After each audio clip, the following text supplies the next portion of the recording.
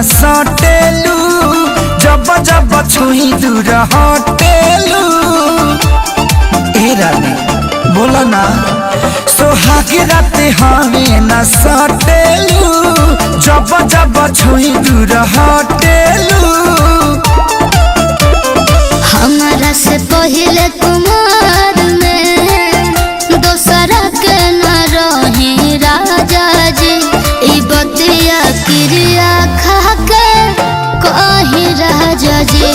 ई बतिया क्रिया खा के कही राजा जी।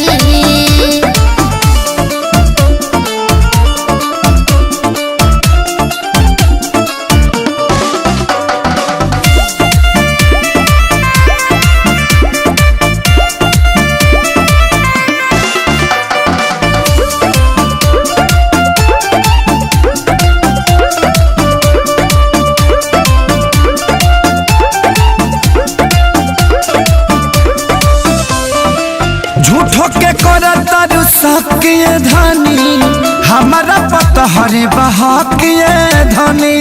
कवन ठीक बा, हम कहीं से भरोसा करी सबूत दे पिया। कुछ ऐसन गारंटी हमके मजबूत दे पिया। अभी ले नीरव उठबानी बात बानू सही राजा जी। ए बतिया क्रिया खा के कही राजा जी। ए बतिया क्रिया खा के कही राजा जी।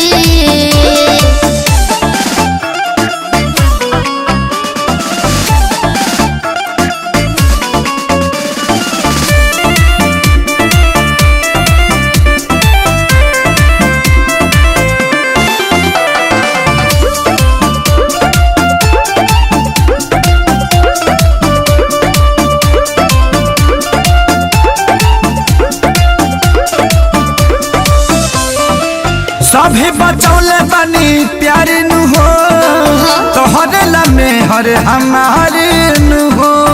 चली ना एक सहारे सरविंद सो